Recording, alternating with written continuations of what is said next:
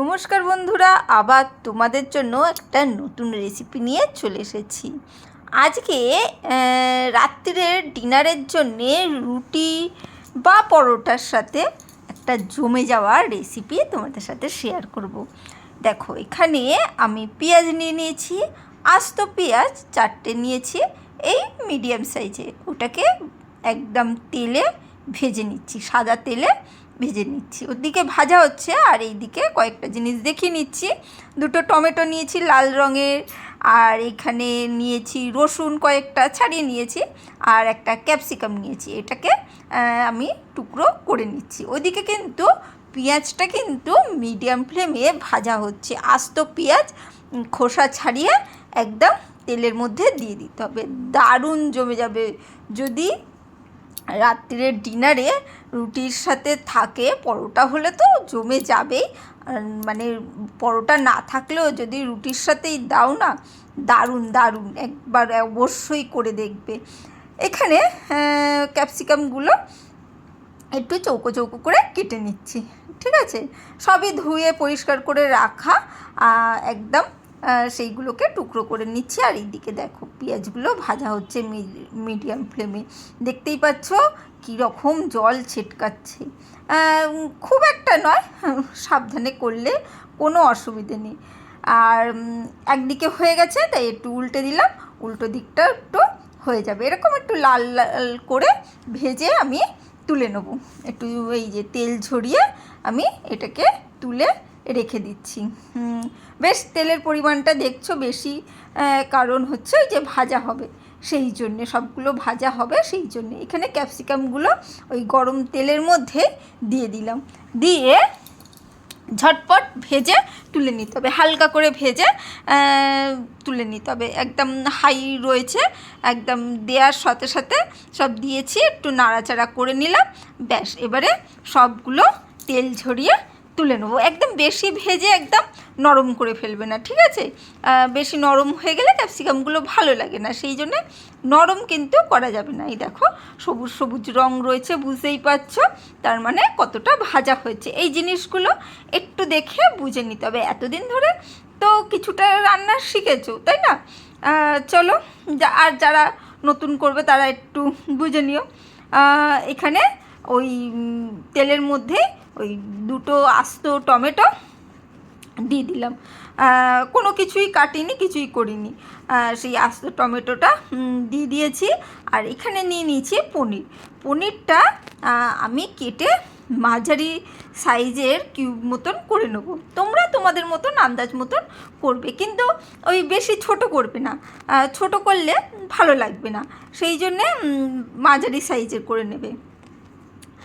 পনিরগুলো খুব বড় রাখবে না, বড় রাখলে ভালো লাগবে না, কিন্তু মাঝারি সাইজে করবে, আর বেশি ছোটও করবে না। আর যারা নতুন বন্ধুরা দেখছো, অবশ্যই এই নতুন রেসিপিটার জন্যে মন দিয়ে খুব ভালো করে দেখে নেবে, আর না দেখলে তো শিখতে পারবে না, তাই না? আর পুরনো বন্ধুরা তো মন দিয়ে দেখে আর সুন্দর সুন্দর কমেন্ট করে, তাদের আর কি বলবো। এখানে দেখো টমেটোগুলো একটু উল্টে পাল্টে ভেজে নিয়েছি, এরকম হালকা করে এরকম ভাজলেই হয়ে যাবে। দেখতেই পাচ্ছ, তুলে নিলাম তেল থেকে। আর এখানে ওই তেলের মধ্যে পনিরগুলো দিয়ে ভেজে নেব। টমেটোটা মানে ভাজা কীরকম হবে, টমেটোমের ওই ওপরে যে স্কিনটা থাকে বা গায়ের যে চাদরটা থাকে, সেইটাই হালকা করে দেখবে একটু ফেটে গেছে, ওই পর্যন্ত ভাজলেই টমেটোটা হয়ে যাবে, মানে স্কিনটা উঠে যাবে, সেই পর্যন্ত ভাজলে হয়ে যাবে। আর এখানে পনিরগুলো আমি সুন্দর করে একটু হালকা করে ভেজে তুলে নেব। আর যারা ভাজা পনির খেতে ভালোবাসো না, তারা এমনি না ভাজলেও রেখে দেবে। আর যারা ভাজা পনির খেতে ভালোবাসো, একটু হালকা করে ভেজে, খুব বেশি ভাজবে না অবশ্যই। পনির জানোই, পনির তো বেশি ভাজতে নেই, ভাজলে ছিবড়ে হয়ে যাবে। ওগুলোই একটু গরম জলে ভেজে তুলে রেখে দেবে, একটু জল গরম করে তার মধ্যে একটু লবণ দিয়ে পনিরগুলো, ভাজা পনিরগুলো রেখে দেবে। তাহলে কি হবে, পনিরগুলো সফটও হয়ে যাবে, ভেতরে পনিরের ভেতরে একটু লবণটা ঢুকেও যাবে। সেই জন্যে সবসময় একটু গরম জলের মধ্যে পনিরগুলো ভেজে তুলবে। সব পনিরগুলো হালকা করে ভেজে তুলে নিচ্ছি। একবারে দিইনি, একবারে দিলে কি হবে, গায়ে লেগে যাবে, ভেঙে যাবে, তেলটা নষ্ট হবে। সেই জন্যে হালকা হালকা করে দিয়েই আমি কিন্তু পনিরগুলো ভেজে তুলে নিচ্ছি। একবার অবশ্যই রাত্রিরের ডিনারে পাতে করে দেখো, সত্যি বলছি, মানে একদম বলবে কেন এতদিন এই রেসিপিটা ট্রাই করিনি। এত সহজ আর এত সুন্দর খেতে হয়, একদম কিছু বলার নেই। দেখো এখানে গরম জলে ভিজিয়ে রেখেছি, একটু লবণ দিয়ে দিয়েছি, আর এখানে তেলটা যেটা ছিল সেটা একটু আমি ছেঁকে কমিয়ে নিয়েছি, ছাঁকনি দিয়ে ছেঁকে একটা পাত্রে রেখে দিয়েছি। ওই তেলটা পরবর্তীকালে কাজে লাগবে। এখানে রসুনটা হালকা করে ভাজতে দিয়েছি, গ্যাসের ফ্লেমটা আমি একদম লো করে একটু রসুনটা ভাজা হচ্ছে। তার মধ্যে এদিকে কারুকার্যগুলো করে ফেলি। এদিকে পেঁয়াজটা আমি ছুরি দিয়ে কেটে নেবো, আর ছুরি দিয়ে কেটে ওপরে যে দুখানা স্কিন থাকবে পেঁয়াজ কাটার পর, ওই দুটো স্কিন আমি কেটে ছোট করে আলাদা রাখবো, আর ভেতরে আলাদা পেঁয়াজগুলো আলাদা রাখবো।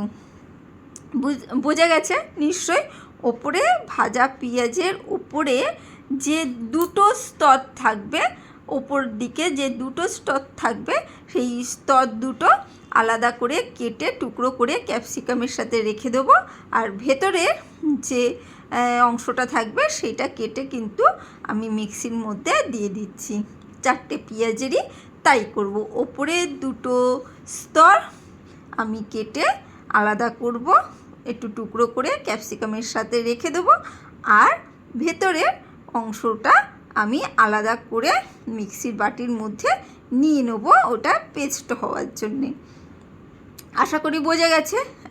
দেখো দেখা তো যাচ্ছেই, আমি কেটে ওগুলোকে ছোট করে নিচ্ছি, ওইদিকে ক্যাপসিকামের পাত্রের মধ্যে রেখে দিচ্ছি, আর এই দিকেরগুলো আমি কেটে মিক্সির বাটির মধ্যে দিচ্ছি। আশা করি বুঝতেই পারছো। এর চেয়ে বেশি আর কি করে বোঝাবো। এখানে ওই টমেটোটাও কেটে ওপরে যে স্কিনটা রয়েছে পাতলা, সেই স্কিনটা বা চাদরটা টমেটোমের ওপর থেকে ছাড়িয়ে আমি কিন্তু বাদ দিয়ে দেবো, আর দিয়ে টমেটোগুলোকে কেটে টুকরো করে মিক্সির বাটির মধ্যে নিয়ে নেবো। দেখতেই পাচ্ছ সুন্দর করে কিন্তু কেটে আমি টুকরো করে নিচ্ছি, আর ওপরে ওই স্কিনটা বাদ দিয়ে দিতে হবে, আর ওইটাকে নালে কি হবে, ওটাকে ঠিক করে পেস্ট হবে না, সেই জন্যে ওটাকে কিন্তু বাদ দিয়ে দিতে হবে। তোমরা বুঝতে পারছো নিশ্চয়ই, আর শিখতেও পারছো।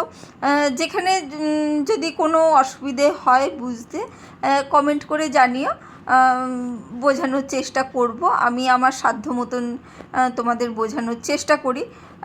জানি না কতটা শিখতে পারো বা বুঝতে পারো।